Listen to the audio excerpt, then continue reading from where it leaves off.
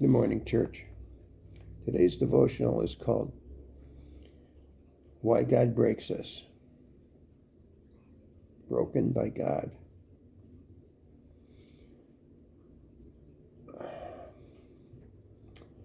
I'm going to read you a couple verses. Romans 8:28. We need to surrender to God and allow Him to make us whole, to give our lives meaning, purpose, and joy, and to trust Him. Now we know that in all things God works for the good of those who love Him and who have been called according to His purpose.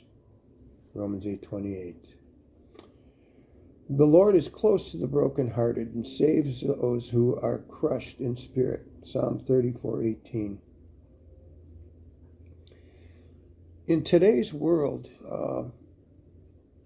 we have no value for broken things. Most of us don't know how to fix anything today. The trickle-down effect in technology and electronics has gotten to the point where we seriously look at a broken TV, and in many cases, it literally is cheaper to replace it than to fix it. The parts to repair it cost money and time and expertise that most of us don't have, and there's no guarantee that after spending all that money that it's going to work correctly. I had a TV I fought with for 2 years and finally just had to give up on it. And the only reason I was able to carry that battle on was the warranty I had on it. And in the end, I had to junk it and get a new TV. So we live in a broken world that breaks things. One of the laws of physics, entropy,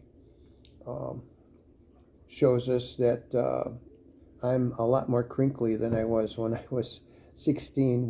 We deteriorate. Everything deteriorates in this world. And we need to remember Jesus views all things in the light of eternity. And so should we. We should fix our eyes on Jesus, the author and perfecter of our faith, who for the joy set before him endured the cross, scorning its shame, and sat down at the right hand of God the Father. Consider him who endured such opposition from sinful man, so that you will not grow weary and lose heart. Hebrews 12:2-3. So what happens when we're broken? Have you ever just seriously bruised a finger? A little pinky. Did you know that, I got a back scratcher here. Did you know that when you hold things in your hand, you know what gives your hand the most strength? These two fingers, your pinky, your ring finger, and your thumb. Those are what gives a grip, true strength. So you don't think anything about your pinky till you can't use it. You don't think anything about your left arm until it doesn't work. You don't think anything about your knees until you need a new one. And it's no fun getting a knee replaced. And none of the parts that we can replace are as good as what the Lord gave us when he made us. They work. Nothing works like the original parts. Nothing. I mean, God absolutely created us to be perfect. And when we break perfect, what we receive is amazing. And we can function, and many times we can come close. But as my cardiologist told me after my bypass surgery many years ago, Joe, your heart works. It's going to give you a nice long life. But it's not as good as God made it. So don't be as fanatical as you used to be. Understand that you need to make some concessions with the things that man fixes. So God draws us to him when we're broken and face adversity and the inability to solve our own problems.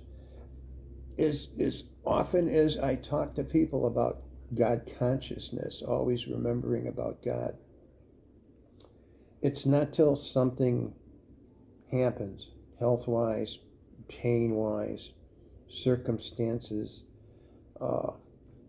when I run out of ideas, I'm at a loss. That's when God draws me in. He calls to me. He longs for me to come to him so he can heal me. Often we are unable to hear his call because we are so obsessed with, I can fix this, I got this. I might have it. Maybe I do have it, but I have learned that all things go easier with God, not without him. And I can definitely see where brokenness in my life has drawn me closer and closer to God, to rely on him more, to take a step back from the hustle and bustle of this crazy fast world, and to understand that